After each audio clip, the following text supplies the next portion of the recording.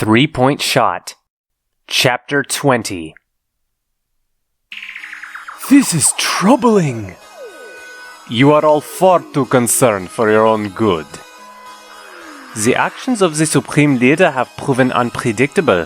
This is a huge threat to the proceedings. Furthermore, the game was not calibrated for the continued survival of the pianist. Couple that with the loss of the primary asset. The primary asset is a non-issue. Anyone can become the primary asset. Your lackluster approach to things has resulted in the narrative. The narrative was holding us back. Look at the feedback we've received. People are invested like they haven't been in years. We are in possession of a group that we cannot predict, and the world is eating it up.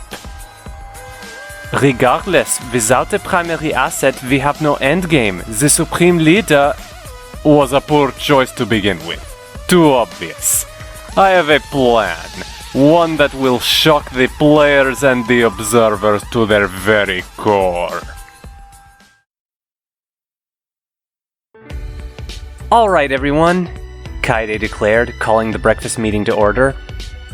I know yesterday was hard for all of us, but today's a new day. Let's get right to it, shall we? The class, at least those of them who were in attendance, seemed less than enthusiastic. Tenko's departure resulted in her taking much of the group's adrenaline with her. While Himiko was making an effort, she was still clearly lethargic, even by her standards. Kaito seemed oddly drowsy, which was new for him. Shuichi was emotionally drained. Miu seemed to try to keep her spirits up, though wasn't having much success. Ryoma was his usual melancholy self. Even Kirumi, who still got up early to make breakfast, was fairly quiet. In spite of all that, there were a few odd things to note, however. First was Maki's presence. After a fairly successful first session with the fitness club, one that she finished at lightning speed to the shock of her new associates, she seemed to be making an effort to join in the group on a more regular basis. She was even willing to risk leaving her lab unattended, so it seemed. Not that someone patrolling the halls might happen to notice that her lab door would no longer open, as though it had been barred from the inside somehow. And certainly no one who stayed up too late the night before would have noticed the secretive girl carrying mysterious boxes from said lab to her room in the dead of night. Regardless, she was here, and was one of the few with any energy. Kokichi was missing, though not missed. But most bizarre was the absence of Angie, Gonta, and Kibo. They were fairly dedicated to maintaining the group dynamic, which made it all the more baffling that they would go off on their own. The pianist took note of the smaller, less than ecstatic group and pouted. Come on, guys. I know yesterday was harsh, but if we let it get to us, then Monokuma wins! And what's so bad about that? The students stood from their lounging state and turned to face their ursine addresser. Personally, I quite like it when I win. Then again, I suppose that I am biased. Rise and shine, our sign! The Monokubs, whittled down to just 3, appeared before the class. Pops, ain't you gonna do something about Monodam? Monosuke asked. He's starting to bug me more than he used to, Monokid added. and I think he's a little off his nut. We should get along, Monodam contributed. And he keeps saying that, Monosuke observed. It's getting creepy. Oh, my sons, he's just going through that rebellious phase, nothing to worry about. Monokuma brushed off. He might snap and kill one of us again, Monokid argued. and if it ain't Monosuke, I'm gonna be pissed. We should get along, Monodam responded. It is bad when people don't get along. We totally get along though, right? Monosuke replied, his voice shaking. Monodam paused. Sometimes. The green bear left without the others.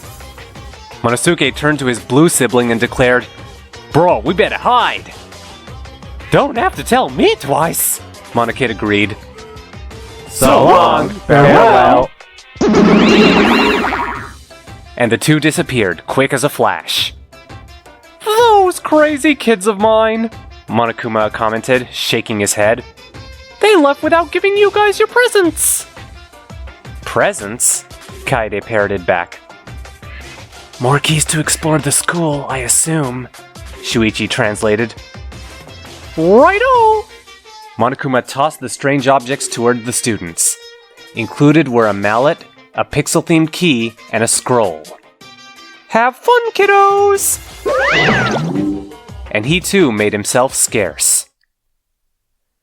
Well, Kaede replied, taking the mallet in hand. Time to get moving. The students, resigned to this new mission, made their way to various new areas of the building. The next floor of the building possessed an overwhelming atmosphere. The hallways and doors gave the impression of a traditional-style Japanese building.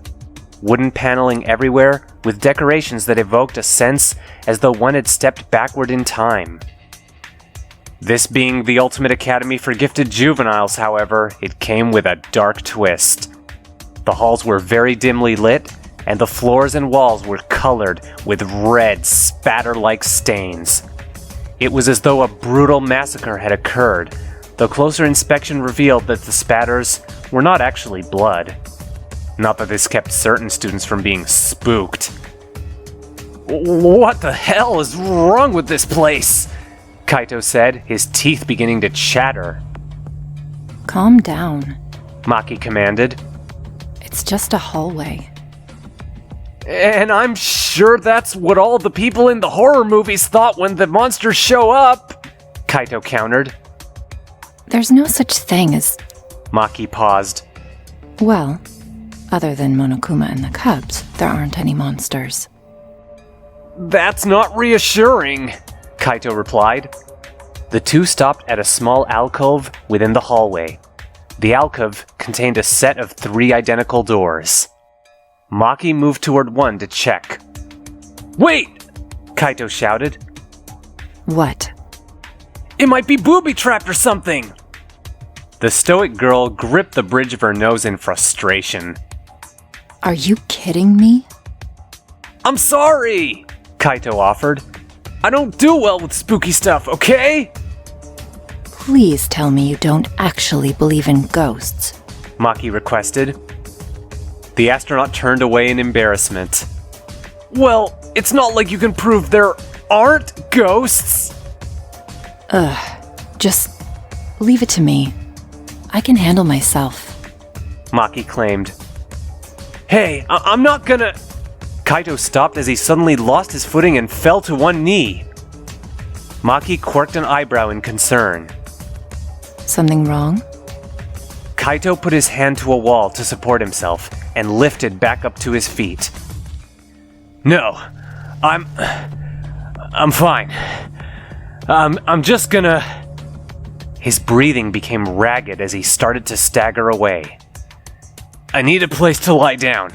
I'll meet up with everyone back at the cafeteria." Okay. Be careful. Maki nodded and turned back to face the doors. As Kaito moved back toward the stairs, Maki's face snapped to attention with that last statement. Where had that come from?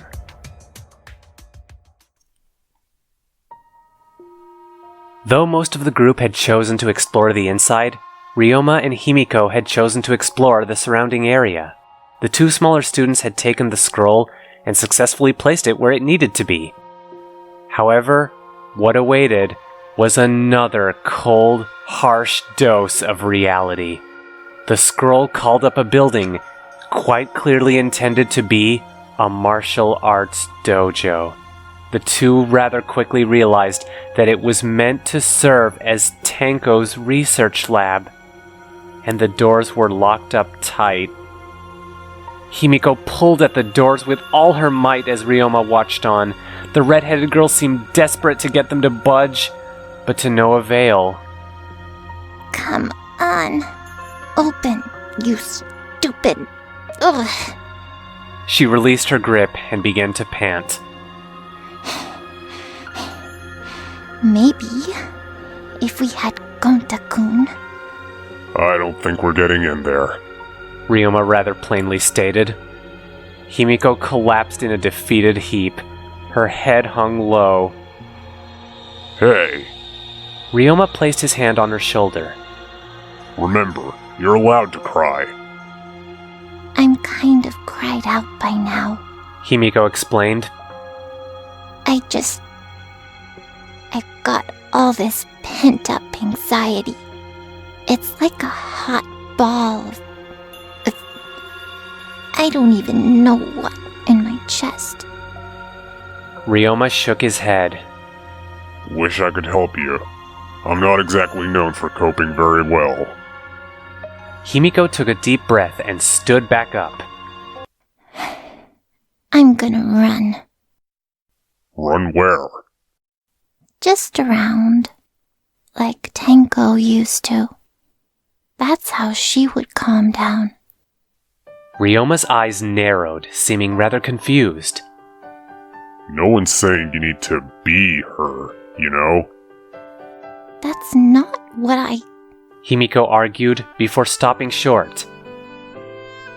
I need to do something instead of just crying. Ryoma nodded and cracked his neck. What are you... I'm running with you. He replied, cutting Himiko off. Himiko smirked, finding a bit of confidence. Can you keep up? In the blink of an eye, Ryoma had suddenly moved about 8 feet away. He called out. I'll manage. The mage's eyes bugged out, and she took a moment to process this. There was really only one logical response. Please teach me how to do that.